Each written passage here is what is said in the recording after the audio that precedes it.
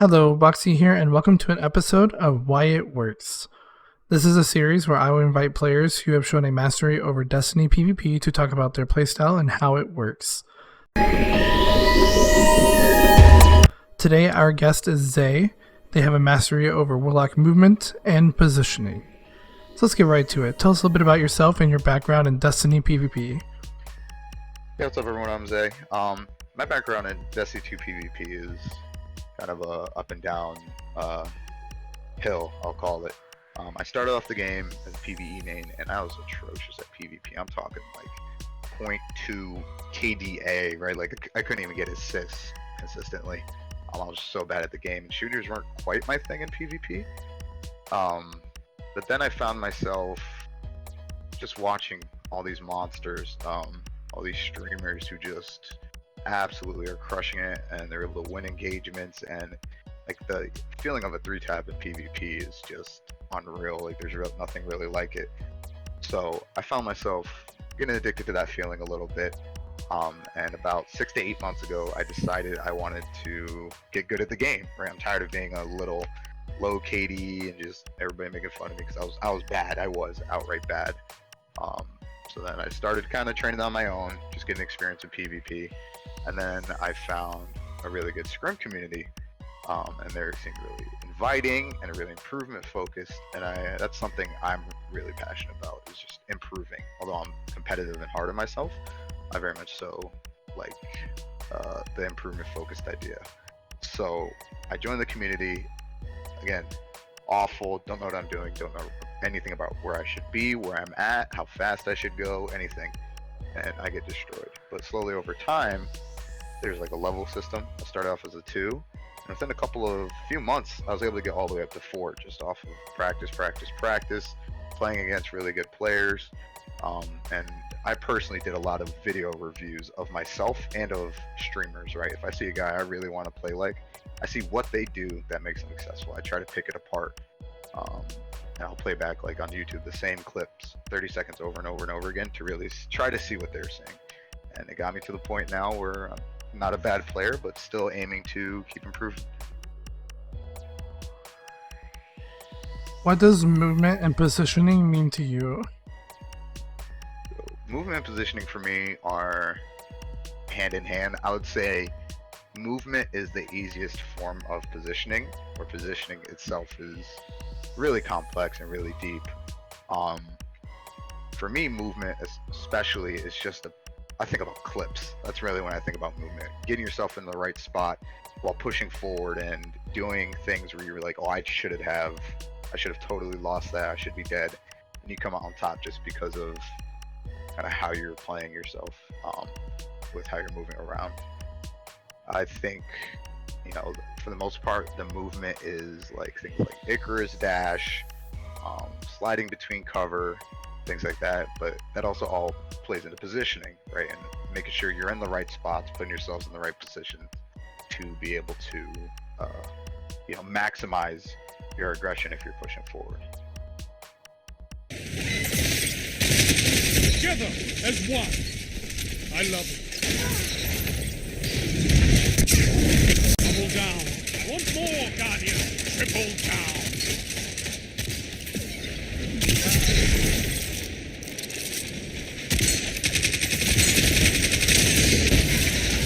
So this clip starts out where I see at least 2 pings. It's likely in this right little hallway here, but I really mostly focused on the firmer yellow one. So I know I'm going to slide out here because I like to start my engagements with those slides, especially with Ace of Spades, with it being the best gun in the game. Slide over here, and right around here I realized I overslid, so I'm a little bit too exposed, and also there's 2 people here. So I at the very least try to get my ones. So I hit the shots, and then I'll back it up a little. So right about here, I see my buddy Cap shooting into that hallway, and I know that I really want to go into that hallway, especially in 6s or more chaotic things.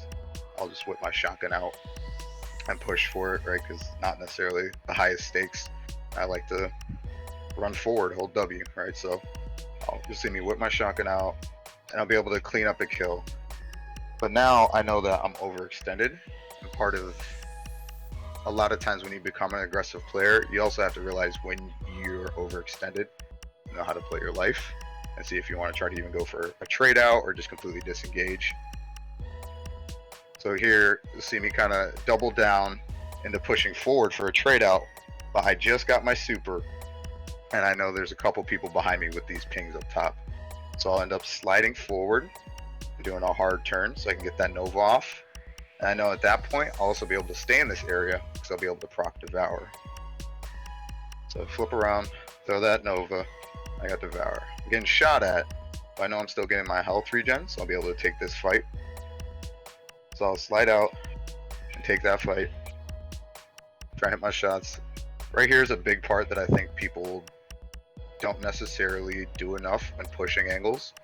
So I got him weak, and I see him coast over to the other side. I knew he has a scout, so a lot of times they don't like it up close and personal.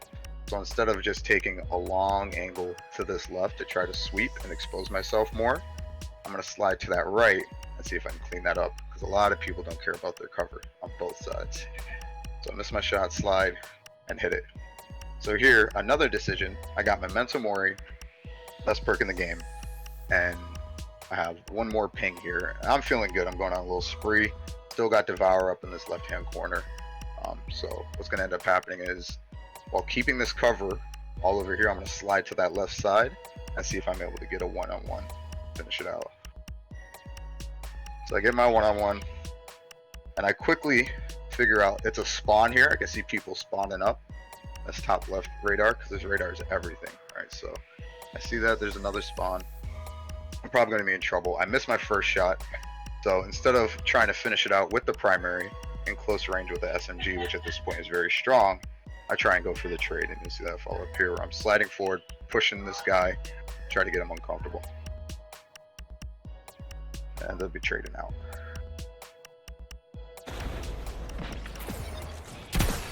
Get out some loot. Double down. Who says warlocks are better with books than with guns? Okay. It was me.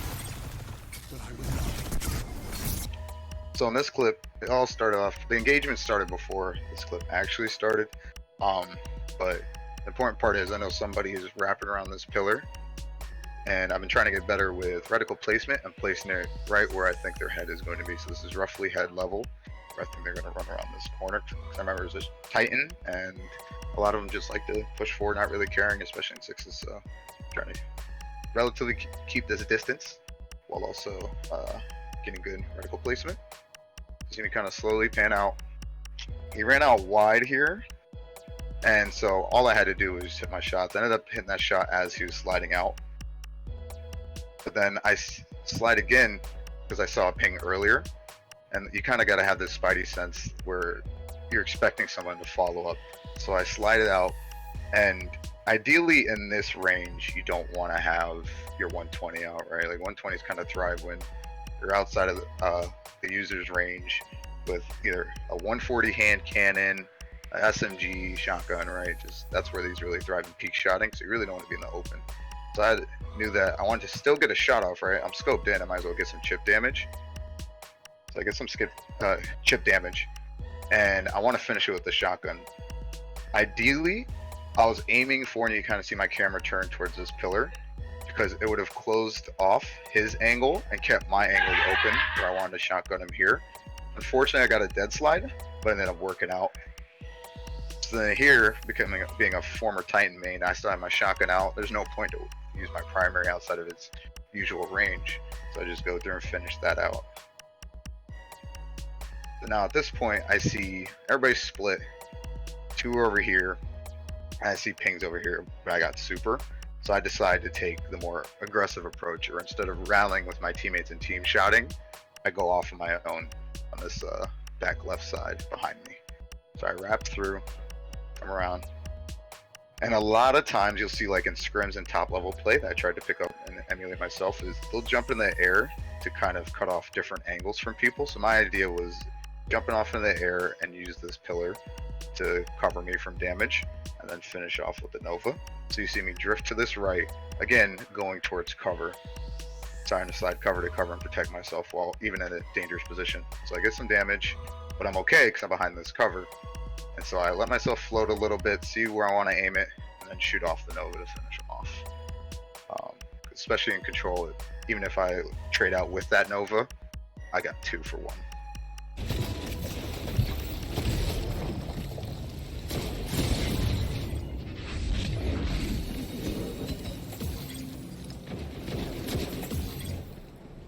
Your legend rose.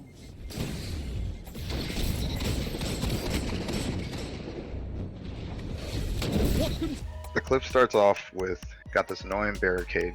I'm on the Stasis Warlock kit, which is so good for area denial.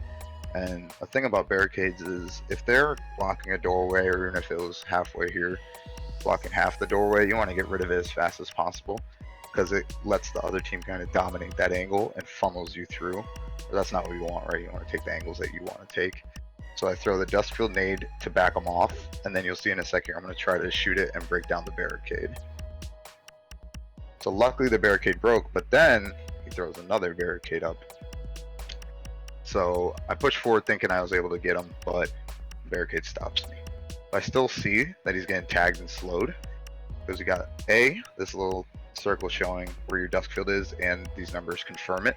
So I know he's here, and he's going to take a little bit to thaw down, right? Lose those slow stacks. So I'm going to want to push over to this side, and I also know there's cover over here. I will say, I don't recommend anyone else really doing this often, but I have a habit of just pushing through barricades if I want to clean up the kill, and if I think they're not expecting it. So you're going to see me just rush through here, try to get the kill. Worst case, I'm going to get a trade out, and the situation is going to work. So I push through, get the kill, and now I'm behind cover. So I get this ping on this side, and I have a rift. So I have cover, which is the best place for rift placements, and I know I have a guy here, so I have a lot of information to know what I'm going to do. So you can see me place this rift here. It also is going to give me a little three peek look to see if he's going to push up on me, right? Because I'm 1 health. I got to see if I got to keep this shotgun out or finish with my primary. So rift down, try to see if he's pushing me. He wasn't. And then I peek out with my primary. Now here, I'd actually recommend putting your reticle more up here, but I just had this feeling because I was so weak and I saw him sticking around that he wanted to slide me here, and because I flick a lot, sometimes when I'm not sure he's gonna show up, I put in like a middle ground, so either way, wherever I flick to, it's kind of halfway, right? And if he slides down, my reticle's already close enough. So you see me kind of wait, pick it up, and then I'm just like, whatever, I'll push my shotgun, right? I see he doesn't want to engage. This is too close for primary, so I might as well already have my shotgun out. So I'm push forward. I end up getting the shotgun kill. So again, weak, part way, and I see a ping. So a big part of movement and positioning that really separates people is being able to slide backwards, right? So either going directly back, or I know that there's going to be cover here with the stairway if I go to this bottom right corner. So I'm going to end up sliding back and try to re-engage to see if I can. My idea here is I'm going to try to trade out since I'm weak anyways, but to also read the situation. So I'll be sliding back, primary out, shotgun out because I'm really weak, so I really think he's going to push me. I got my buddy here, so at least I can try to help out with my shotgun, and he's here to clean up the kill. He looks at me, we just double team the guy, right? Notice a big thing with this part of the clip is I have my reticle hugging this corner, right? Because I'm expecting somebody to get to me as fast as possible. The fastest way possible is around that corner. So Woozy got confused by Martin hovering above him, and I was able to finish up this kill. And again, somebody's here. I'm weak. A lot of times when you're weak, and that first mentality is to trade out or just try to get as much damage as possible for your teammates, right? So I see my buddy Martin here, and one shot, I'm like, I can at very least get him weak. So I get my primary out, take some shots. I end up winning the fight more than I think, and he runs away even though I'm 1 shot. A lot of times people just expect you, and we kind of hear it a lot of times, wait till that health bar's full, then re-slide. But a big part about being aggressive and sliding and taking aggressive positions is sometimes going when they least expect you. So right here, you're going to see me slide out and immediately look down this way because I can see him jumping down. I go a little bit before. He's gonna kind of fade off this bridge, and he's weak too. So I just know I don't need perfect shots to be able to clean him up. Just anything really that does good enough damage. So in this case, I'll whip my shotgun out to finish it off and get the kill, finish the little streak. Do you have any final advice for anybody looking to improve? Yeah, I would say number one, be patient with yourself, give yourself grace. A lot of times it's just about experience and losing or winning engagements, right? And you get a lot of reps in, but also there's gonna be times where you're just gonna be down bad, losing all your gunfights, feeling like you can't hit anything. And I follow this idea of, it's called like the cycle of suck, where you just find a flaw, then you work on it, then you see the benefits, and then it feels great and you love the game. But that requires patience. I think that's a really big thing. Another thing I always recommend is like watching other people play the game with intent, right? So for example, if I were to watch say Warlock, I would go through the same minute clip over and over and over and try to guess or figure out why he did that. You know, we got these radars in that top left corner. Did he see something on the radar? Does he just have a crazy game sense? Okay, why did he Icarus dash backwards there instead of pushing forward to a different cover, right? Things like that, and being able to break it down and see what they're doing different and seeing if you can guess that. It's this idea that your brain improves with you as you're trying to figure this stuff out. It's really a cool neurological thing that goes down, and I think that's something a lot of people who really want to get good fast, that's a really good way to kind of fill in some gaps, especially if you're not playing every waking moment of the day. And just keep gaming, play with people you like to game with, and don't be afraid to challenge yourself against better players. All right, thanks for joining us, Zay. It was a pleasure to have you. Hope you guys enjoyed the video, and I will see you in the Crucible, Guardian.